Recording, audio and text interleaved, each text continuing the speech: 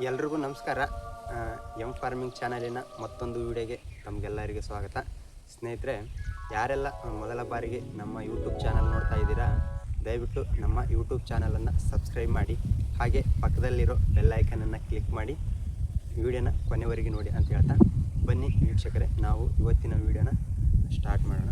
ವೀಕ್ಷಕರೇ, ಇವತ್ತಿನ ಟಾಪಿಕ್ ಏನಪ್ಪ ಅಂತಂದರೆ, ಟಗರು ಮರಿಗಳನ್ನು ಯಾವ ರೀತಿ ಸಾಕಾಣಿಕೆ ಮಾಡಿದರೆ ಚೆನ್ನಾಗಿ ಗ್ರೋತ್ ಬರ್ತವೆ, ಮತ್ತು ಅವುಗಳನ್ನು ಯಾವ ರೀತಿ ದಿನನಿತ್ಯ ನೋಡಿಕೊಳ್ಬೇಕು, ಮತ್ತು ಸಂತೆಯಲ್ಲಿ ಟಗರು ಮರಿಗಳನ್ನು ಯಾವ ರೀತಿ ಸೆಲೆಕ್ಷನ್ ಮಾಡಬೇಕು, ಮತ್ತು ಎಂಥ ಮರಿಗಳನ್ನು ಸೆಲೆಕ್ಷನ್ ಮಾಡಬೇಕು, ಮತ್ತು ಯಾವ ರೇಟಿನಲ್ಲಿ ಸೆಲೆಕ್ಷನ್ ಮಾಡಬೇಕು, ಮತ್ತು ಸಂತೆಯಿಂದ ತಂದ ನಂತರ ಅವುಗಳನ್ನು ಯಾವ ರೀತಿ ಆರೈಕೆ ಮಾಡಬೇಕು ಶೆಡ್ಡಲ್ಲಿ ಅನ್ನೋದನ್ನು ಪ್ರತಿಯೊಂದು ಡೆಪ್ತಾಗಿ ಮಾತಾಡ್ತಾ ಹೋಗೋಣ. ಎಷ್ಟೊತ್ತಾಗುತ್ತೆ ಅಷ್ಟೊತ್ತು ಈ ವಿಡಿಯೋನ ಕೊನೆವರೆಗೂ ನೋಡಿ, ಎಲ್ಲಿ ಸ್ಕಿಪ್ ಮಾಡಬೇಡಿ. ಈ ವಿಡಿಯೋ ಏನಾದರೂ ಇಷ್ಟ ಆಯಿತು ಅಂತಂದರೆ ವಿಡಿಯೋಗೆ ಒಂದು ಲೈಕ್ ಕೊಡೋದನ್ನು ಮರಿಬೇಡಿ ಸ್ನೇಹಿತರೆ. ಮೊದಲನೇದಾಗಿ ಸಂತೆಯಿಂದ ಮರಿಗಳನ್ನು ಯಾವ ರೀತಿ ಸೆಲೆಕ್ಷನ್ ಮಾಡಿಕೊಳ್ಳೋದಂತ ಫಸ್ಟ್ನೇದ್ದು ತಿಳಿತಾ ಹೋಗೋಣ ಸ್ನೇಹಿತರೆ. ಮೊದಲಿಗೆ ನಾವು ಟಗರು ಮರಿ ಸಾಕಾಣಿಕೆ ಮಾಡಬೇಕು ಅಂತ ನಿರ್ಧರಿಸಿದಾಗ ಅವುಗಳಿಗೆ ಬೇಕಾದಂಥ ಎಲ್ಲ ವ್ಯವಸ್ಥೆ ಮಾಡಿಕೊಳ್ಳಬೇಕಾಗುತ್ತೆ. ಏನು 5, 6, 10 ತಂದರೆ ಹೆಂಗೋ ಎಲ್ಲ ಚಿಕ್ಕದಾಗಿ ಮಾಡ್ಕೊಂಡ್ರೆ ಅಡ್ಜಸ್ಟ್ ಆಗ್ತವೆ. ಅದರಲ್ಲೂ ನಾನು ಒಂದು 30, 40, 50 ಮಾಡ್ತಪ್ಪ ಅಂದರೆ ಕಂಪಲ್ಸರಿಯಾಗಿ ಅವುಗಳಿಗೆ ವಸತಿ ವ್ಯವಸ್ಥೆ ಖಂಡಿತವಾಗ್ಲೂ ತುಂಬ ಚೆನ್ನಾಗಿರೋದಂಥದ್ದೇ ಮಾಡಬೇಕಾಗುತ್ತೆ. ಒಂದು ಶೆಡ್ ಮಾಡಬೇಕಾಗುತ್ತೆ, ಒಟ್ಟು ಇಟ್ಕೊಳ್ಳೋದಕ್ಕೂ ಮತ್ತು ಮರಿ ಸಾಕಾಣಿಕೆ ಮಾಡೋದಕ್ಕೂ ಒಟ್ಟು ಒಂದು ಶೆಡ್ಡು, ಚೆನ್ನಾಗಿರೋ ಶೆಡ್ಡು ಖಂಡಿತವಾಗ್ಲೂ ಮಾಡಬೇಕಾಗುತ್ತೆ. ಯಾಕಪ್ಪ ಅಂತಂದರೆ ಬರೀ ಮರಿಗಳನ್ನು ಒಳಗಡೆ ಇಟ್ಟು ಒಟ್ಟನ್ನು ಹೊರಗಡೆ ಇಡ್ತನಪ್ಪ ಅಂತಂದರೆ ಏನಾಗುತ್ತಂದರೆ ಮಳೆಗೆಲ್ಲ ನೆನೆದು ಒಟ್ಟು ಕೆಟ್ಟೋಗೋ ಸಾಧ್ಯತೆಯೇ ಇರುತ್ತೆ. ಹಾಗಾಗಿ ನಾವು ಮರಿಗೆ ಎಷ್ಟು ಇಂಪಾರ್ಟೆಂಟ್ ಕೊಡ್ತೀವೋ ಆ ಮರಿ ಮೇಯುವಂಥ ಒಟ್ಟಿಗೂ ಅಷ್ಟೇ ಇಂಪಾರ್ಟೆನ್ಸ್ ಕೊಟ್ಟು ಅದನ್ನು ಸೇಫ್ಟಿಯಾಗಿ ನೋಡ್ಕೋಬೇಕು. ಏನು ಹುಳ ಪಳ ತಿಂದೆ ಅಲ್ಲಿ ಏನು ಬರ್ದೇ ಇರೋಗೆ ಇಲಿ ಆ ಥರ ಎದುರದೇ ಇರೋಂಥ ಜಾಗದಲ್ಲಿ ನೀಟಾಗಿ ಒಟ್ಟನ್ನು ಇಡಬೇಕು ಸ್ನೇಹಿತರೆ.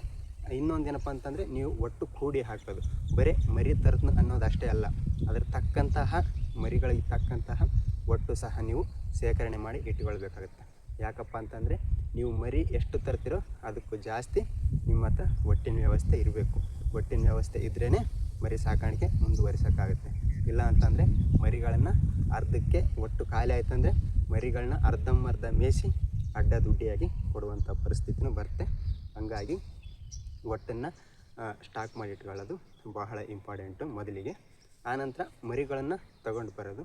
ನೀವೇನಾದರೂ ಇವಾಗಲೇ ನಿಮಗೆ ಸಾಕೋದ್ರಲ್ಲಿ 2 ವರ್ಷ, 3 ವರ್ಷ, 5 ವರ್ಷ, 6 ವರ್ಷ ಆ ಥರ ಅನುಭವ ಇದೆ ಅಂತ ಅಂದರೆ ನೀವು ಹೋಗಿ ತರ್ಬೋದು ಮರಿಗಳನ್ನು, ಯಾವುದೇ ಪ್ರಾಬ್ಲಮ್ ಇಲ್ಲ. ನೀವೇನಾದರೂ ನಾವು ಇಲ್ಲ ಮೊದಲನೇ ಸಾರಿನೇ ಮಾಡ್ತಾ ಇರೋದು, ಹಾಗಾಗಿ ಸ್ವಲ್ಪ ನಮಗೆ ಗೊತ್ತಾಗಲ್ಲಪ್ಪ ಅಂತ ಅಂದ್ಕೊಂಡ್ರೆ ಯಾರಾದರೂ ಮರಿಗಳನ್ನ ಸಾಕಿ ಅನುಭವಿಸ್ತಾ ಇರ್ತಾರಲ್ಲ ಅಂಥವ್ರನ್ನ ಒಬ್ಬರನ್ನಾದರೂ ಇಲ್ಲ ಇಬ್ಬರನ್ನಾದರೂ ಕರ್ಕೊಂಡು ಹೋಗಿ ಮರಿಗಳನ್ನು ತಗೊಂಬಂದರೆ ಒಳ್ಳೆಯದು. ಯಾಕಪ್ಪ ಅಂತಂದರೆ ಕೇಳಿ ಮಾಡೋದ್ರಲ್ಲಿ ಏನು ತಪ್ಪಿಲ್ಲ. ನಿಮಗೆ ಗೊತ್ತಿರುವಂಥವ್ರನ್ನೇ ಸಂತೆಗೆ ಕರ್ಕೊಂಡೋಗಿ ತಗೊಂಬರ್ಬೇಕು. ಯಾಕಪ್ಪ ಅಂದರೆ ಸಂತೆಯಲ್ಲಿ ಇವಾಗ ವ್ಯಾಪಾರಸ್ಥಂದರೆ ಅವ್ರನ್ನ ಬ್ಲೇಮ್ ಮಾಡೋಕ್ಕಾಗಲ್ಲ. ಯಾಕಂತಂದರೆ ಅವರು ಅದರಲ್ಲೇ ಇರ್ತಾರೆ. ಅವರು ದಿನ ಬೆಳಗ್ಗೆ ಎದ್ದರೆ ವ್ಯಾಪಾರನೆಲ್ಲ ನೋಡ್ತಿದ್ದಾರೆ. ಇನ್ನೊಬ್ರ ಹತ್ರ ತಗೊಂಡು ಇನ್ನೂ ಹೆಚ್ಚಿಗೆ ಮಾರಿದ್ರೆ ಅವ್ರಿಗೆ ಲಾಭ. ಹಂಗಾಗಿ ಅವ್ರದ್ದು ಒಂಥರ ಬಿಸ್ನೆಸ್ ಇದ್ದಂಗೆ, ಅವ್ರಿಗೆ ಬ್ಲೇಮ್ ಮಾಡೋಕ್ಕಾಗಲ್ಲ. ಅವರು ಇವಾಗ ಜನಗಳನ್ನು ನೋಡಿ ಮಾರಾಟ ಮಾಡ್ತಾರೆ. ಇವಾಗ ಟಗರು ಮರಿ ನಾವು ತಗೊಳಕ್ಕೆ ಹೋಗಿರ್ತೀವಿ ಅಂತ ಅಂದ್ಕೊಳ್ಳಿ, ಅವರು ನಮ್ಮನ್ನು ನೋಡಿದ್ರೇ ಹೇಳ್ತಾರೆ, ನಮ್ಮ ಮಾತಲ್ಲೇ ಅವ್ರಿಗೆ ಗೊತ್ತಾಗ್ಬಿಡುತ್ತೆ ಇವರು ಹೊಸದಾಗಿ ಮರಿನ ತಗೊಳ್ಳೋಕೆ ಬಂದಾರ, ಏನು ಆವಾಗಲೇ ಈ ಸಂತೆಗಳಲ್ಲಿ ಅಲ್ಲಿ ಓಡಾಡಿ ನುರಿತವ್ರು ಅದಾರ, ಆ ರೀತಿ ಅಂದ್ಕೊಂಡು ಅವರಿಗೆ ಮಾತಲ್ಲೇ ಗೊತ್ತಾಗ್ಬಿಡುತ್ತೆ. ಅಲ್ಲಿ ಏನಾಗುತ್ತೆ, ನಿಮ್ಗೆ 8,000 ಮರಿನ ಜಾಸ್ತಿ ಹೇಳೋ ಸಾಧ್ಯತೆ ಇರುತ್ತೆ, 9,000 ಮರಿನ ಜಾಸ್ತಿ ಹೇಳೋ ಸಾಧ್ಯತೆ ಇರುತ್ತೆ. ಹಂಗಾಗಿ ಸ್ವಲ್ಪ ಹೊತ್ತು ಎಲ್ಲ ಕಡೆ ಓಡಾಡಿ ಎಲ್ಲ ರೇಟ್ ಬಗ್ಗೆ ತಿಳ್ಕೊಳ್ಳಿ. ಯಾವ್ಯಾವ ಮರಿನ ಎಷ್ಟೆಷ್ಟು ರೇಟ್ ಹೇಳ್ತಾವ್ರೆ, ಅದರ ಕೊಂಬು ಎಷ್ಟಿದೆ, ಮತ್ತು ಅವಕ್ಕೆ ಹಲ್ಲು ಎಷ್ಟಿದ್ದಾವೆ, ಹಲ್ಲು ಹಾಕಿರೋ ಮರಿನ ಇಲ್ಲ ಚಿಕ್ಕ ಮರಿನ ಆ ಥರ ನೋಡ್ಕೊಳ್ಳಿ. ಆ ಥರ ನೋಡ್ಕೊಂಡು ಎಲ್ಲ ಅಡ್ಡಾಡಿ ಆಮೇಲೆ ನಿಮ್ಮ ಮನಸ್ಸಿಗೆ ಬಂದಂತಹ ಮರಿಗಳನ್ನ ಆಯ್ಕೆ ಮಾಡಿ. ಮತ್ತು ಮರಿಗಳು ಯಾವ ರೀತಿಯಲ್ಲಿ ಇರಬೇಕಪ್ಪ ಅಂತಂದರೆ, ಮರಿಗಳು ನೋಡಿ ಚೆನ್ನಾಗಿ ದಷ್ಟಪುಷ್ಟವಾಗಿರಬೇಕು. ಅಂದರೆ ಪೂರ ದಪ್ಪ ಡುಮ್ಕೆ ಇರಬೇಕಂತಲೇ ಏನಲ್ಲ, ಅವುಗಳು ಏಜ್ ತಕ್ಕಂತೆ ಅದು ಇದ್ದರೆ ಆಯಿತು. ಮತ್ತು ಕಾಲುಗಳು ನೋಡಿ ಗಟ್ಟಿ ಇರಬೇಕು ಕಾಲು. ಯಾಕಂದರೆ ನಾವು ಮರಿಗಳನ್ನು ತಂದಾಗ ಒಂದೇ ಹತ್ರ ಕಟ್ಟಿ ಶೆಡ್ಡಲ್ಲಿ ಮೇಯಿಸ್ತೀವಿ ನಾವು. ಆವಾಗ ಏನಾಗುತ್ತಪ್ಪ ಅಂತಂದರೆ ಒಂದೇ ಹತ್ರ ಕಟ್ಟಿದಲ್ಲೇ ಕಟ್ಟಿ ಮರಿ ಏನಾಗುತ್ತಪ್ಪ ಅಂತಂದರೆ ಕಾಲು ಸೊಟ್ಟಾಗೋ ಸಾಧ್ಯತೆನೇ ಇರುತ್ತೆ.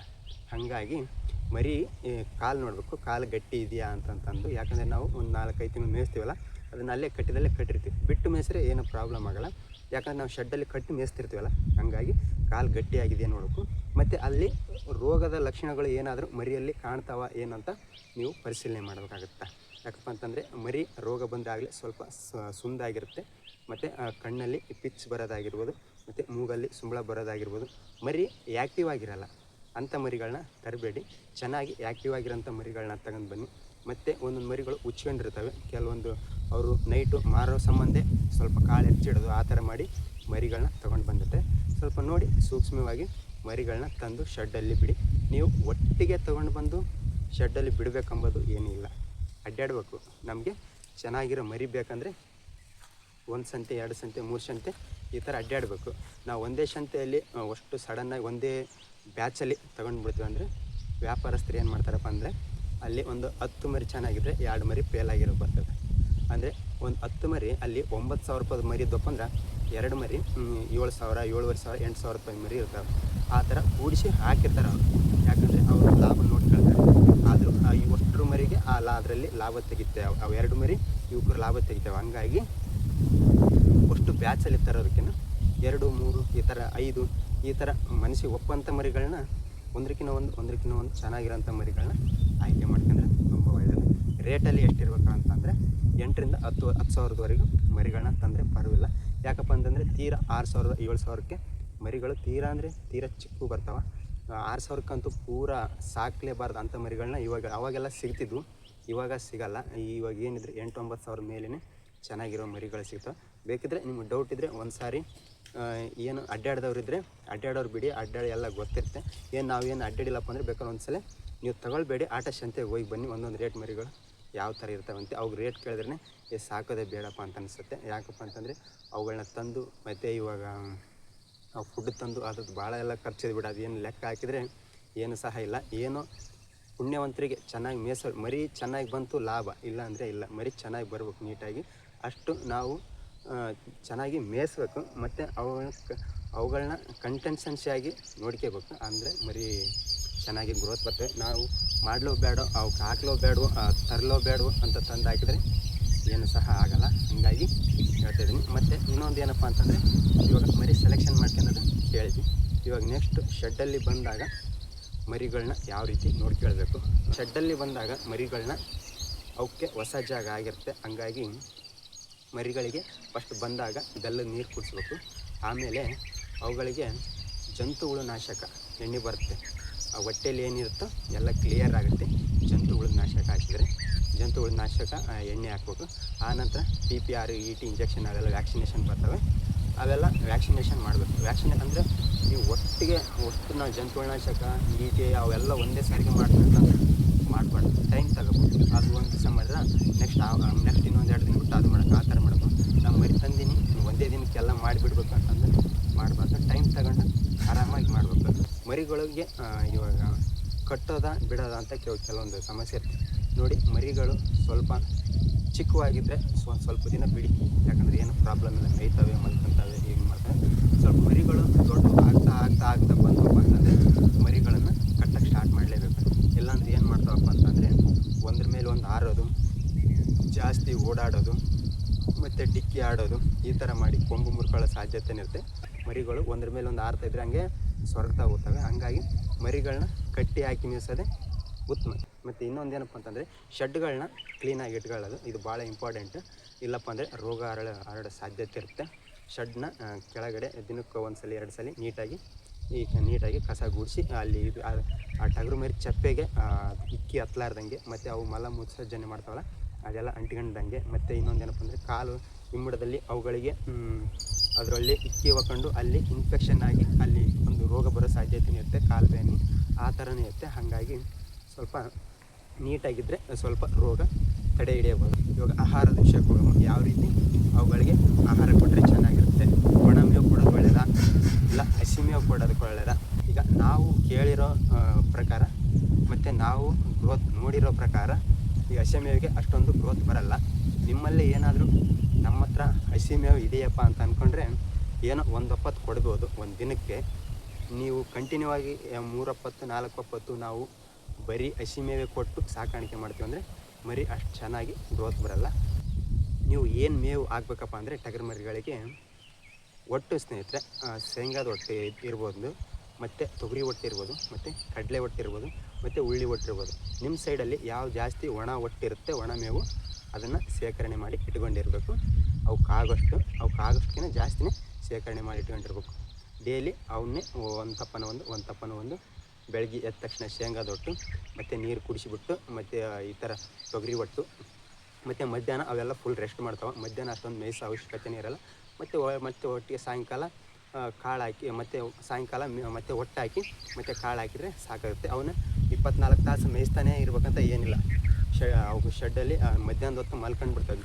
ಮುಂಜಾನೆ ಚೆನ್ನಾಗಿ ಮೇಯಿಸಿ ನೀರು ಕುಡಿಸಿಬಿಟ್ರೆ ಮಧ್ಯಾಹ್ನದ ಹೊತ್ತು ಮಲ್ಕೊಂಡ್ಬಿಡ್ತಾವೆ.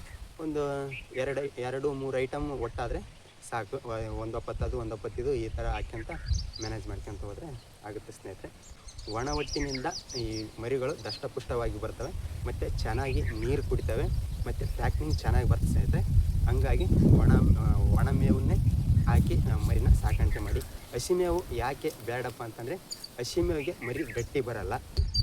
ಹಸಿ ಮೇವು ಹಾಕೋದು ಕಮ್ಮಿ ಮಾಡಿ. ಅದರಲ್ಲೂ ಹಸಿ ಮೇವಿನಿಂದ ರೋಗ ಬರೋ ಸಾಧ್ಯತೆಯೂ ಇರುತ್ತೆ. ಯಾಕಪ್ಪ ಅಂದರೆ ಹಸಿ ಮೇವಿನ ಮೇಲೆ ನೀವು ಎಲ್ಲಿಂದ ತರ್ತೀರಿ ಏನೋ ಮೇವನ್ನು, ಆ ಮೇವಿನ ಮೇಲೆ ಇವಾಗ ಒಂದು ಹುಳು ಕುಂತು ಆ ಹುಳನ ಟಗರು ಮರಿ ತಿಂದು ಅದರಿಂದ ರೋಗ ಬರೋ ಸಾಧ್ಯತೆಯೂ ಇರುತ್ತೆ. ಹಂಗಾಗಿ ಒಣ ಮೇವು ಒಂದೇ ಹತ್ರ ಇರುತ್ತೆ. ನೀಟಾಗಿ ಒಣ ಮೇವು ಕೊಟ್ಟರೆ ಸಾಕು ಸ್ನೇಹಿತರೆ. ಮೆಕ್ಕೆಜೋಳ ತಂದಾಗ ಲಿಮಿಟಾಗಿ ಕೊಡಿ. ತಂದಾಗ ಒಂದು 500 ಗ್ರಾಮು 400 ಗ್ರಾಮ್ ಕೊಡಿ. ಹಂಗೆ ಬೆಳೀತಾ 600, 700, 800 ಗ್ರಾಮು ಈ ಥರ ಕೊಡ್ಬೋದು. ತಂದ ತಕ್ಷಣ ಮರಿನ ಚೆನ್ನಾಗಿ ನಾನು ಮೇಯಿಸಿಬಿಡ್ಬೇಕಪ್ಪ ಅಂತಂದು ಜಾಸ್ತಿ ಕಾಳನ್ನು ಹಾಕಬಾರ್ದು. ಕಮ್ಮಿ ಕಾಳಿನಿಂದನೇ ದಿನಕ್ಕೆ ದಿನ ಜಾಸ್ತಿ ಹಾಕ್ಯಂತ ಹೋಗ್ಬೇಕು. ನೀವು ಏನಾದರೂ ಒಟ್ಟಿಗೆ ಜಾಸ್ತಿ ಮೇಯಿಸ್ಬೇಕಪ್ಪ ಅಂತ ಹಾಕಿದರೆ ಕೆಲವೊಂದು ಮರಿಗಳು ಏನು ಮಾಡ್ತವೆ, ಜಾಸ್ತಿ ಆಸೆ ಬಿದ್ದು ಜಾಸ್ತಿ ಕಾಳನ್ನು ತಿಂದು ಹೊಟ್ಟೆ ಉಬಾರಾಗಿ ಡೆತ್ ಆಗೋ ಸಾಧ್ಯತೆಯೂ ಇರುತ್ತೆ. ಹಾಗಾಗಿ ಮರಿಗಳಿಗೆ ಫಸ್ಟ್ನಿಂದ ಲಿಮಿಟೆಡ್ ಆಗಿ ಕೊಟ್ಟು, ಆಮೇಲೆ ನಿಮಗೆ ಈ ಮರಿ ಇಷ್ಟು ತಿಂದೈತಪ್ಪ ಅಂತ ಭರವಸೆ ಬಂದಾಗ ಅವುಗಳಿಗೆ ಜಾಸ್ತಿ ಕೊಡೋಕ್ಕೆ ಸ್ಟಾರ್ಟ್ ಮಾಡಿ. ರೋಗ ನಿವಾರಣೆ ಅಂದರೆ ಅವುಗಳಿಗೆ ರೋಗ ಬರ್ದಂಗೆ ತಡೆ ಹಿಡಿಯೋದು ಹೆಂಗಪ್ಪ ಅಂತಂದರೆ ಅವುಗಳನ್ನ ನೀವು ಯಾವಾಗಲೂ ನೋಡ್ತಾ ಇರ್ಬೇಕು. ಮರಿಗಳನ್ನು ಒಟ್ಟಾಕಕ್ಕೆ ಬಂದಾಗ, ನೀರು ಕುಡ್ಸೋಕ್ಕೆ ಬಂದಾಗ ಮರಿಗಳ ಹತ್ರ ಯಾವಾಗಲೂ ಅವನ್ನ ಅಬ್ಸರ್ವೇಷನ್ ಮಾಡ್ತಾ ಇರ್ಬೇಕು. ಮತ್ತು ಪ್ರತ್ಯಕ್ಷಿಸಿ ಅವು ಏನಾದರೂ ಸ್ವಲ್ಪ ಡಲ್ಲಾಗಿ ನಿಲ್ಲೋದಾಯಿತು, ಮತ್ತು ಏನಾದರೂ ಒಟ್ಟು ತಿನ್ನೋದು ಬಿಟ್ಟು ಎಲ್ಲ ಮರಿಗಳು ಕಾಳು ಹಾಕಿದ ತಕ್ಷಣ ಹೊಟ್ಟೆ ಬರ್ತಿರ್ತಾವೆ, ಅದೊಂದು ಮರಿ ಸುಮ್ಮನೆ ಸಪ್ರೇಟ್ ನಿಂತಿರುತ್ತೆ. ಆವಾಗ ನೋಡಬೇಕು ಯಾಕೆಲ್ಲವು ತಿನ್ನಕೈತಾವೆ, ಇದು ಯಾಕೆ ಬರವಲ್ತು, ಇದಕ್ಕೆ ಏನಾರು ಆರಾಮಿಲ್ಲ ಅಂತಂದು ಡಾಕ್ಟ್ರನ್ನ ಕರೆಸಿ ಇಂಜೆಕ್ಷನ್ ಮಾಡಿಸ್ಬೇಕು. ಇಲ್ಲ ಬಿಡು ಇವಾಗಿಲ್ಲ ಅಂದರೆ ಮತ್ತು ಸಾಯಂಕಾಲ ಮೇಯ್ತೆ, ಇಲ್ಲಾಂದರೆ ಬೆಳಗ್ಗೆ ಮೇಯ್ತೆ ಅಂತ ಹಂಗೆ ಬಿಟ್ಟರೆ ಮರಿ ಉಳಿಯಲ್ಲ. ಅದಕ್ಕೆ ಯಾವಾಗ ನಿಮಗೆ ಆರಾಮಿಲ್ಲ ಅಂತ ಗೊತ್ತಾಯ್ತೋ ಆವಾಗಲೇ ಅದನ್ನು ಡಾಕ್ಟ್ರ್ ಹತ್ರ ಖಂಡಿತ ತೋರಿಸಲೇಬೇಕು. ಇಲ್ಲ ಅಂತಂದರೆ ಆ ಮರಿನ ಕಳ್ಕೊಳ್ತೀರಿ, ಡೆತ್ ಆಗೋ ಸಾಧ್ಯತೆಯೂ ಇರುತ್ತೆ. ಹಾಗಾಗಿ ನಿಮ್ಗೆ ಗೊತ್ತಾದ ತಕ್ಷಣವೇ ಆ ಮರಿಗೆ ಏನೋ ಇಂಜೆಕ್ಷನ್ ಮಾಡಿದರೆ ಮರಿಗಳು ಬದುಕಂತವೆ. ಡಾಕ್ಟ್ರ್ ಸಲಹೆಯಿಂದ ಇಂಜೆಕ್ಷನ್ ಮಾಡಿದರೆ ಬದುಕಂತವೆ ಸ್ನೇಹಿತರೆ. ಇಲ್ಲಪ್ಪ ಅಂತಂತಂದರೆ ನೀವು ಲೇಟ್ ಮಾಡಿದರೆ ಮರಿ ಡೆತ್ ಆಗೋ ಸಾಧ್ಯತೆ ಇರುತ್ತೆ. ಇವಾಗ ಮರಿ ಮಾರಾಟ ಮಾಡೋದು, ಇವಾಗ ನಾವು ಇಷ್ಟೊಂದು ಮರಿ ಸಾಕಿದ್ದೀವಿ, ಇವುಗಳನ್ನ ಯಾವ ಟೈಮಲ್ಲಿ ಮಾರಿದರೆ ಚೆನ್ನಾಗಿರ್ತಂತ ಕೆಲವೊಂದು ಪ್ರಶ್ನೆಗಳು ಹುಟ್ಕೊಳ್ತಾವೆ. ಇವಾಗ ನೋಡಿ, ಕೆಲವೊಮ್ಮೆ ಮಾರ್ಕೆಟ್ ರೇಟ್ ಬಿದ್ದಿರುತ್ತೆ, ಕೆಲವೊಮ್ಮೆ ಮಾರ್ಕೆಟ್ ರೇಟು ಜಾಸ್ತಿ ಆಗಿರುತ್ತೆ. ಹಬ್ಬದ ಟೈಮಲ್ಲಿ ಜಾಸ್ತಿ ಆಗಿರುತ್ತೆ ಮಾರ್ಕೆಟ್ ರೇಟ್. ಆವಾಗ ಆ ಟೈಮಲ್ಲಿ ನಿಮ್ಮ ಏನಾದರೂ ಮರಿಗಳು ಮಾರಾಟಕ್ಕೆ ಬಂದಿದ್ವಪ್ಪ ಅಂತಂದರೆ ಆವಾಗ ಕೊಟ್ಟರೆ ತುಂಬ ಉತ್ತಮ. ಇವಾಗ ಹಬ್ಬ ಇಲ್ಲ ಏನಿಲ್ಲ ಅಂತಂದಾಗ ಕೆಲವೊಮ್ಮೆ ಮರಿ ರೇಟು ಹೆಚ್ಚು ಕಡಿಮೆ ಆಗ್ತಿರ್ತಲ್ಲ, ಆವಾಗ ಮರಿ ರೇಟು ಹೆಚ್ಚಿದ್ದಾಗ ನೋಡಿ ಮರಿಗಳನ್ನ ಮಾರಾಟ ಮಾಡಬೇಕು. ಮರಿ ರೇಟ್ ಯಾವಾಗ ಜಾಸ್ತಿ ಆಗಿರುತ್ತೆ ನೋಡಿ ಆವಾಗ ನೋಡ್ಕೇಸಿ ಸಂತೆಯಲ್ಲಿ ತಿಳ್ಕೊಳ್ಬೇಕು. ಇವಾಗ ಸಂತೆಗೆ ಹೋಗೋರು ಇರ್ತಾರೆ, ಅಂಥವ್ರನ್ನ ಕೇಳ್ಬೇಕು ಹೆಂಗೈತಪ್ಪ ಮರಿ ರೇಟ್ ಇವಾಗ ಅಂತ. ಇಲ್ಲ ನೀವು ಹೋಗಿ ಒಂದಿನ ಅಡ್ಡಾಡ್ಕೊಂಡು ನೋಡ್ಕೊಂಬರ್ಬೇಕು, ಯಾವ್ಯಾವ ಮರಿಗಳು, ಚಿಕ್ಕ ಮರಿಗಳು, ದೊಡ್ಡ ಮರಿಗಳು ಯಾವ್ಯಾವ ರೇಟ್ ಸಂತೆಯಲ್ಲಿ ನಡೀತಾ ಇದ್ದಾವೆ, ಇವಾಗ ನಾನು ಮರಿ ಮಾರಿದ್ರೆ ಕರೆಕ್ಟಾಗಿ ಲಾಭ ಸಿಗುತ್ತಾ ಇಲ್ವಾ ಅನ್ನೋದನ್ನು ನಿಮಗೆ ಗೊತ್ತಾಗುತ್ತೆ. ಮತ್ತು ಇಲ್ಲಪ್ಪ ಅಂತಂದರೆ ಬ್ರೋಕರ್ಸ್ಗಳು ಬರ್ತಾರೆ, ಮತ್ತು ಇವ್ರು ದಲ್ಲಾಳಿಗಳು ಬರ್ತಾರೆ, ಮತ್ತು ಇವರು ವ್ಯಾಪಾರಸ್ಥರು ಇವಾಗ ಸಂತೆಗಳಿಗೆಲ್ಲ ವ್ಯಾಪಾರ ಮಾಡೋಕ್ಕೋದ್ರೆ ಅವ್ರಿಗೆ ತೋರಿಸಿದ್ರು ಅವ್ರ ರೇಟಿಗೆ ಬಂದ್ರೆ ಅವ್ರು ತಗೊಳ್ತಾರೆ. ಅವ್ರ ರೇಟು ನಿಮ್ಮ ರೇಟಿಗೆ ಮ್ಯಾಚ್ ಆಯ್ತು ಅಂದರೆ ಇಲ್ಲೇ ಕೊಡ್ಬೋದು. ನನಗೆ ತಿಳಿದ ಮಟ್ಟಿಗೆ ಸಂತೆಯಲ್ಲಿ ಮರಿಗಳನ್ನು ಗಾಡಿ ಬಾಡಿಗೆ ಮಾಡಿ ಹಾಕ್ಯಂದು ಹೋಗೋದಕ್ಕಿಂತ ಇದ್ದ ಜಾಗದಲ್ಲೇ ಕೊಡೋದು ತುಂಬ ಉತ್ತಮ ಸ್ನೇಹಿತರೆ. ಯಾಕಪ್ಪ ಅಂತಂದರೆ ಸಂತೆಯಲ್ಲಿ ತಗೊಂಡೋದ್ರೆ ಕೆಲವೊಮ್ಮೆ ಕೇಳೋರೇ ಇರೋಲ್ಲ. ಸ್ವಲ್ಪ ಕಮ್ಮಿ ಆದರೂ ಪರವಾಗಿಲ್ಲ, ಇದ್ದ ಜಾಗದಲ್ಲೇ ಕೊಟ್ಬಿಟ್ರೆ ಮತ್ತು ನಿಮ್ಮ ಎನರ್ಜಿ ಮತ್ತು ಗಾಡಿ ಬಾಡಿಗೆ ಮತ್ತು ಅಲ್ಲಿ ಮಾರಿಲ್ಲಪ್ಪ ಅಂತಂದರೆ ವಾಪಸ್ ಹಾಕ್ಕೊಂಡು ಬರೋದು ಅದೆಲ್ಲ ಭಾಳ ಇದಾಗುತ್ತೆ. ನಿಮಗೆ ತಕ್ಕಂಥ ರೇಟು ನಮ್ಮ ಮರಿಗಳಿಗೆ ಇಷ್ಟು ಮಾಡಿದರೆ ನಮಗೆ ಲಾಭ ಉಳಿತಪ್ಪ ಅನ್ನೋ ರೇಟಿಗೆ ಇಲ್ಲಿ ಮನೆಯಲ್ಲೇ ಮತ್ತು ಇಲ್ಲೇ ಸಾಕಿದಲ್ಲೇ ಬಂದಿತ್ತಪ್ಪ ಅಂತಂದರೆ ಇಲ್ಲೇ ಮಾರಿಬಿಡ್ಬೋದು. ಇವಾಗ ಏನು ನಮ್ಗೆ ಇಲ್ಲಿ ಗೀಟ್ತಾ ಇಲ್ಲ ಅಂತಂದರೆ ನೀವು ಒಂದ್ಸಲ ಸಂತೆಗೆ ಹಾಕ್ಕೊಂಡು ಹೋಗಿ ಬರ್ಬೋದು. ನಿಮ್ಗೆ ಗೀಟಿದ್ರೆ ಕೊಡ್ಬೋದು ಸಂತೆಯಲ್ಲಿ, ಇಲ್ಲಪ್ಪ ಅಂದರೆ ಮತ್ತೆ ವಾಪಸ್ ಹಾಕ್ಕೊಂಬರೋಕ್ಕಾಗುತ್ತೆ. ಏನಿಲ್ಲ, ಗಾಡಿ ಬಾಡಿಗೆ ಅಷ್ಟೇ ಹೋಗುತ್ತೆ. ನಮ್ಮ ಊರಲ್ಲಿ ಕೊಟ್ಟರೆ ಗೀಟುತ್ತಪ್ಪ ಅನ್ನೋದಾದರೆ ಮಾತ್ರ ಊರಲ್ಲಿ ಕೊಡಿ, ಇಲ್ಲಪ್ಪ ಅಂತಂದರೆ ಸಂತೆಯಲ್ಲಿ ಕೊಡಿ. ಕೇಳಿ, ವ್ಯಾಪಾರಸ್ಥರಿರ್ತಾರೆ ಇವ್ರನ್ನ ಕೇಳಿ, ಒಂದು 2, 3, 4 ಜನ ಕೇಳಿ ನಿಮ್ಗೆ ಎಲ್ಲಿ ಗೀಟುತ್ತೆ ಅಲ್ಲಿ ಮರಿಗಳನ್ನ ಕೊಡಿ ಅಂತ ಹೇಳೋಕ್ಕೆ ಇಷ್ಟಪಡ್ತೀನಿ. ಅಂದರೆ ಮರಿ ರೇಟು ಸ್ವಲ್ಪ ತಿಳ್ಕೊಂಡೇ ಕೊಡಿ. ಯಾಕಂದರೆ ನೀವು ಕಷ್ಟಪಟ್ಟು ಮೇಯಿಸಿರ್ತೀರ ಒಂದು 4-5 ತಿಂಗಳು, ಅವುಗಳದ್ದು ಕೆಳಗಡೆ ಇಕ್ಕೆ ದಬ್ಬದಾಗಿರ್ಬೋದು, ಮತ್ತು ಅವುಗಳಿಗೆ ಕಾಳು ಹಾಕೋದಾಗಿರ್ಬೋದು, ಒಟ್ಟು ತರೋದಾಗಿರ್ಬೋದು, ಪ್ರತಿದಿನ ನೋಡ್ಕೊಂಡಿರ್ತೀರ, ಕಷ್ಟಪಟ್ಟು ಮೇಯಿಸಿರ್ತೀರ. ಹಾಗಾಗಿ ಮರಿಗಳನ್ನು ಚೆನ್ನಾಗಿ ನೋಡ್ಕೊಂಡಿರ್ತಾರೆ. ಹಾಗಾಗಿ ಒಳ್ಳೆ ರೇಟ್ ಬರೋವರೆಗೂ ಮರಿಗಳನ್ನ ಇಟ್ಕೊಂಡು ಕೊಟ್ಟರೆ ಉತ್ತಮ. ಇಲ್ಲಪ್ಪ ನಮ್ಮದು ಒಟ್ಟು ಖಾಲಿ ಆಗಿದೆ, ನಮ್ಮ ಹತ್ರ ಕಾಳಿಲ್ಲ ಅದಿಲ್ಲ ಅಂತಂದು ಕೊಟ್ಟರೆ ನಿಮಗೆ ಲಾಸ್ ಆಗುತ್ತೆ. ಅದಕ್ಕೆ ಸ್ಟಾರ್ಟಿಂಗೇ ಹೇಳಿದ್ದೀನಿ ನಾನು, ಒಟ್ಟು ಶೇಖರಣೆ ಮಾಡಿ ಇಟ್ಕೊಳ್ಳೋದು ಭಾಳ ಇಂಪಾರ್ಟೆಂಟು. ಒಟ್ಟಿದ್ರೆ ಇನ್ನೂ ಸ್ವಲ್ಪ ಮುಂದಕ್ಕೆ ಹೋಗುತ್ತೆ. 8 ದಿನ ಬಿಟ್ಟು ಮಾರ್ಬೋದು, ತಿಂಗಳ ಬಿಟ್ಟು ಮಾರ್ಬೋದು. ಒಟ್ಟಿಲ್ಲಪ್ಪ ಅಂತಂದರೆ ಮಾರಲೇಬೇಕು, ಏನು ಮಾಡೋಕ್ಕಾಗಲ್ಲ. ಮತ್ತು ಉಪವಾಸ ಬಿಟ್ಟರೆ ಮರಿಗಳು ಸ್ವರ್ಗೋ ಸಾಧ್ಯತೆಯೇ ಇರುತ್ತೆ. ಒಟ್ಟು ಇಟ್ಕೊಳ್ಳೋದು ತುಂಬ ಇಂಪಾರ್ಟೆಂಟು. ಸ್ನೇಹಿತರೆ, ಇಲ್ಲಿಗೆ ವಿಡಿಯೋನ ಮುಗಿಸೋ ಸಮಯ ಬಂತು. ಇಲ್ಲಿಗೆ ವಿಡಿಯೋ ಮುಗಿಸ್ತಾ ಇದ್ದೀನಿ. ಈ ವಿಡಿಯೋ ಏನಾದರೂ ನಿಮಗೆ ಉಪಯುಕ್ತ ಅನಿಸಿದರೆ ನಮ್ಮ ಚಾನಲ್ನ ಸಬ್ಸ್ಕ್ರೈಬ್ ಮಾಡಿಕೊಳ್ಳಿ. ಇದೇ ರೀತಿ ಉಪಯುಕ್ತ ಮಾಹಿತಿಗಾಗಿ ನಮ್ಮ ಕೃಷಿಗಾಗಿರ್ಬೋದು, ಟಗರು ಸಾಕಾಣಿಕೆಗಾಗಿರ್ಬೋದು, ಪ್ರತಿಯೊಂದು ವಿಡಿಯೋ ಇದರಲ್ಲಿ ಬರ್ತಾ ಇದ್ದಾವೆ. ನಮ್ಮ ಚಾನಲ್ನ ಸಬ್ಸ್ಕ್ರೈಬ್ ಮಾಡಿ, ಎಂ ಫಾರ್ಮಿಂಗ್ ಚಾನಲ್ನ ಅಂತ ಹೇಳ್ತಾ ಇಲ್ಲಿಗೆ ವಿಡಿಯೋ ಮುಗಿಸ್ತಾ ಇದ್ದೀನಿ. ನಮಸ್ಕಾರ.